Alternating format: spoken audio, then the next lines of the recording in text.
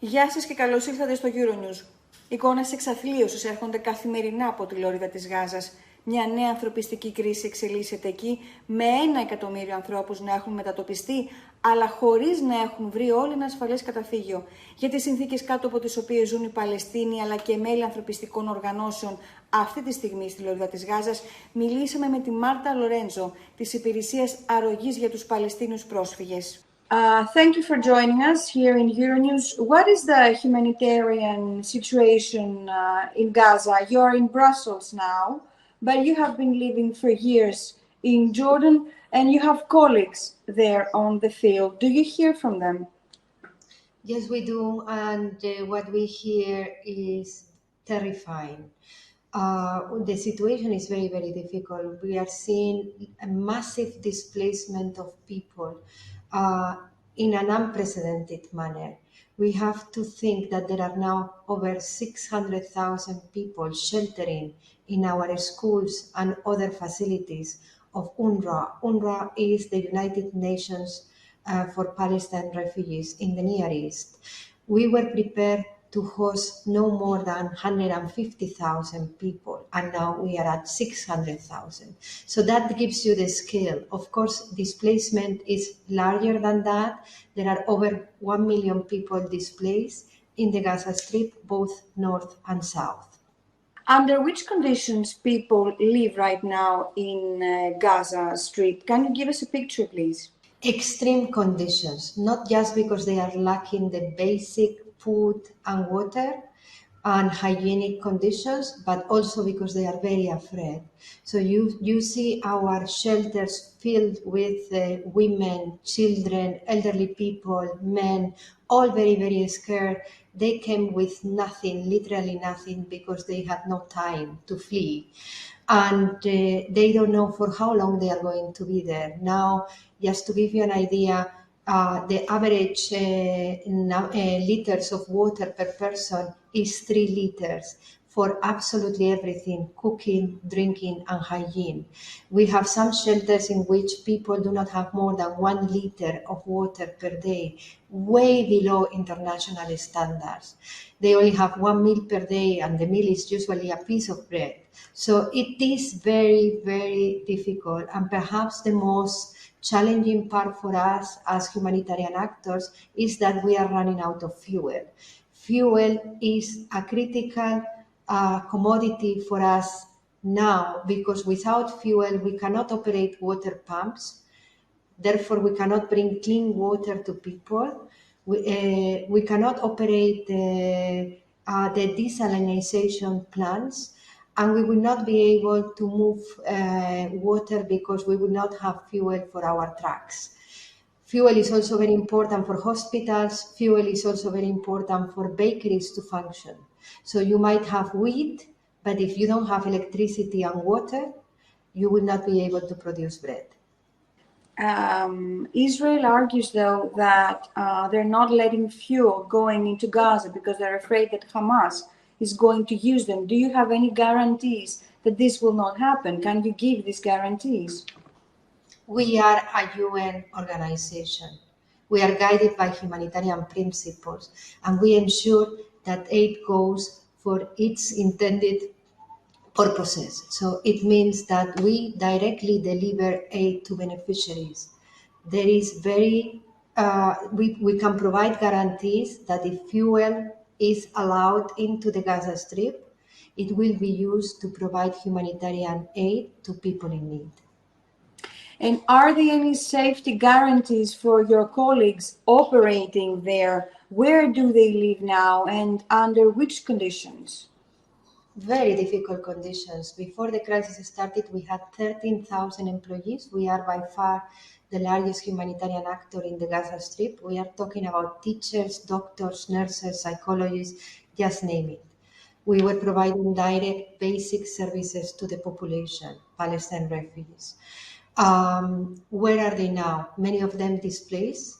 Many of them are still working. Over 5,000 of our employees are still working relentlessly, and I want to take this opportunity to acknowledge their heroic work in these circumstances. But of course, they live the same fear as everybody else. A few days ago, a limited amount of humanitarian aid entered the Gaza Strip. Was that enough to help people survive, and for how many days? It is not enough. We have seen 54 trucks entering over the last few days. If you compare it to previous aid deliveries before the crisis started, we had 500 trucks, of which 45 were of fuel. We are now talking about absolutely everybody being affected by the crisis. So it's not just those people that were vulnerable before, it's everybody, over 2 million people who need urgent help. So 54 trucks is a drop in the ocean. Which are the most urgent needs that you have, apart from the fuel that you mentioned and apart from the food and the water, as I can imagine? Which are the most urgent needs that you have? What comes to mind is medical supplies. We are running out of medical supplies, basic medicines, like, for example, paracetamol, antibiotics. We are seeing children with acute respiratory infections, mostly those that are under 5. We have registered 18,000 chronic patients, people who are in need, for example, of insulin. So we have insulin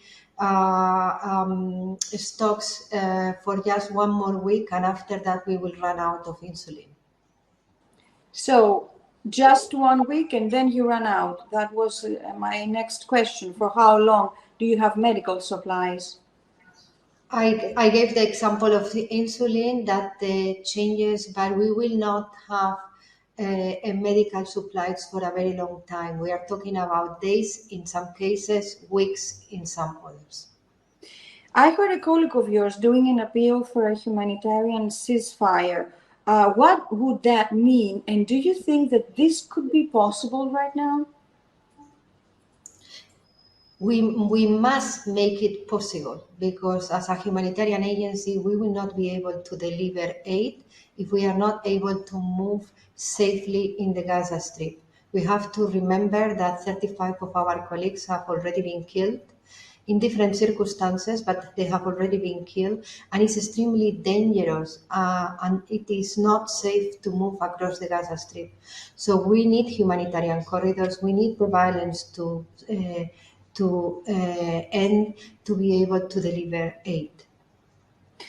The Israeli army is giving instructions every day for people to move from one place to another just to be safe. If someone follows these instructions, do you think he can be safe?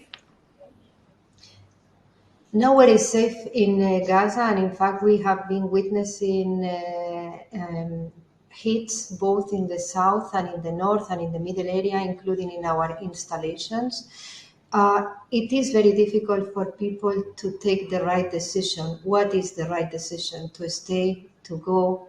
Many people cannot leave for very different circumstances. We are talking about elderly people, pregnant women, sick people, those that are in the hospital. You have people in coma. You have people that need to do dialysis, that are connected to machines. They can't move. And there are people that also do not move because they don't know where to go. We have to remember that there are over 600,000 people that are now in our shelters, and there is no space. We are totally overwhelmed. There is no capacity to host more people.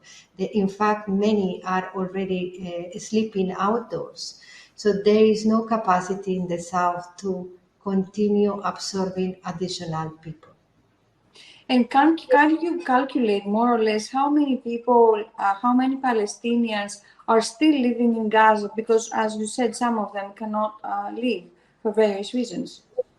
It's very difficult to know exact figures, precisely because moving from place to place is difficult, and we don't have monitoring mechanism to know who has stayed, who has left. But what we know is who is in our shelters, and we have over 600,000 people in our shelters. 70% are in the south and the middle area of the Gaza Strip. Marta Lorένζο, thank you very much. I wish all the best for your efforts in Gaza Strip. Thank you for inviting me.